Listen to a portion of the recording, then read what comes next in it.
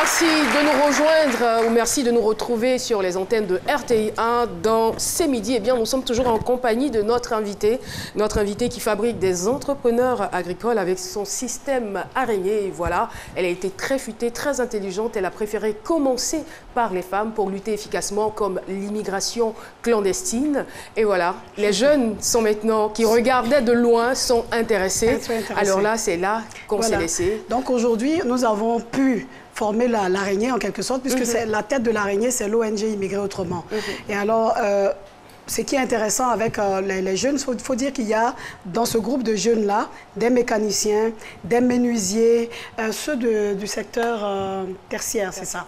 Et il n'y a pas de chômeurs? Il y a des agriculteurs, il y a des chômeurs, il y a tout le monde. Et alors, en zone rurale, tout le monde sait nettoyer la terre. Donc, ceux-là appuient les mamans. C'est-à-dire ce sont eux qui vont nettoyer dans les plantations. Les mamans les payent. Et puis, en dehors de ça, j'organise, par exemple, les tournois de football pour pouvoir faire passer l'information. Donc, j'en ai déjà fait 2 cette année. Et c'est comme ça que j'intéresse aussi les politiques, les hommes. Et j'ai eu, par exemple, l'honorable Gouali, délégué PDCI de Vavois, qui est parti jusqu'à Akakro lors du tournoi que j'avais organisé, donc la Coupe Thérèse Kwame pour la lutte contre l'immigration clandestine et les ordres rurales. Et il a vu vraiment ces jeunes qui étaient motivés et il a décidé, par exemple, de leur offrir un projet clé en main. Donc, ils vont faire un champ d'1 hectare de bananes plantées.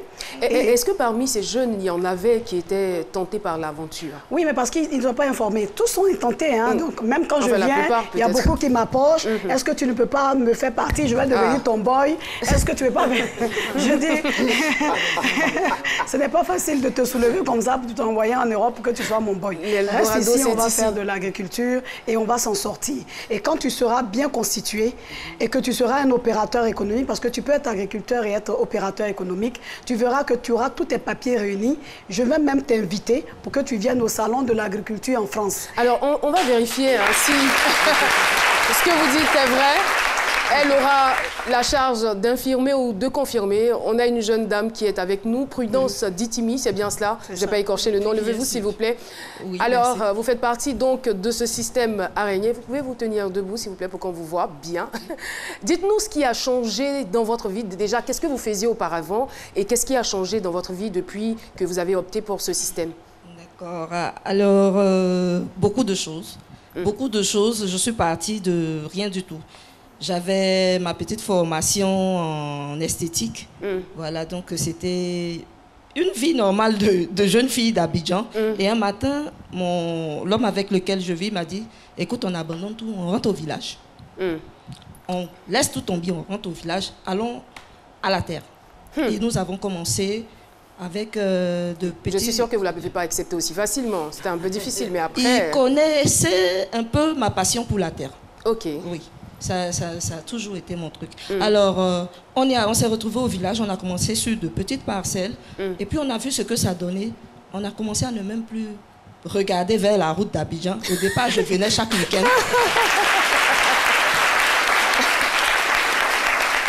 Voilà. Et j'ai connu Thérèse ici, qui est ma grande sœur, sur Facebook. Je l'ai vue un peu à l'œuvre, et elle m'a parlé d'une grande dame à qui je rends hommage ici, Madame Zundi Patricia, qui est la pionnière, qui est la doyenne, qui lui aurait fait découvrir plein de choses. Et elle a commencé à me donner son expérience. Nous avons commencé à échanger et j'ai commencé à mettre en pratique les différents conseils qu'elle me donnait. Et votre situation aujourd'hui? Aujourd'hui, je suis parfaitement autonome. Je n'ai rien à demander à qui que ce soit. Le même style, je l'ai. Je n'ai rien à dire. Voilà. Je vais Merci. Merci infiniment. Et nous faisons également un clin d'œil à toutes ces personnes-là, ces femmes. C'est la présidente du groupement du village même. D'accord. Celle-là qu'on a financée, qui aujourd'hui... Elle peut se lever juste pour qu'on la voit. D'accord. Voilà. Alors, c'est quoi vos objectifs? Je suppose que ça fonctionne bien, certainement que vous rencontrez des difficultés, mais que vous arrivez à surmonter. Mais vous avez tout de même des objectifs. Oui, nous avons une détermination. Moi, je ne veux plus voir des jeunes Africains, des jeunes Noirs partis mourir en Libye. J'en ai marre. Je ne veux plus voir cela. Vous savez, ça fait trop mal de voir toute cette jeunesse dans ce suicide collectif. Comme je l'appelle. Il faut que ça s'arrête. L'araignée économique doit évoluer très vite vers toutes les régions. Et l'araignée économique tient compte de l'activité de la région.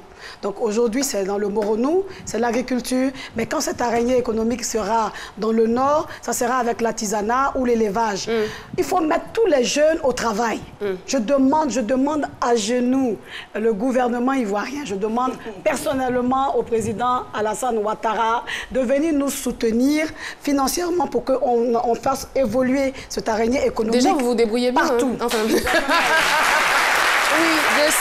Je sais qu'il y a beaucoup de personnes qui nous regardent, on vous entend vraiment parler avec beaucoup de passion. Votre objectif, il est purement social, il n'y a pas d'intérêt financier derrière. J'en ai marre de voir les jeunes mourir. C'est bon comme ça. Qu'est-ce que vous gagnez en retour? Parce que quand on regarde l'araignée, on sait que l'araignée, c'est un animal qu'on dirait, articulé, qui tisse sa toile. Et dans cette toile-là, les insectes viennent se promener et l'araignée se nourrit de ces insectes-là. Tout à fait. Donc vous nourrissez de quoi? Oui, c'est ça, je donne la définition de l'araignée. Regardez.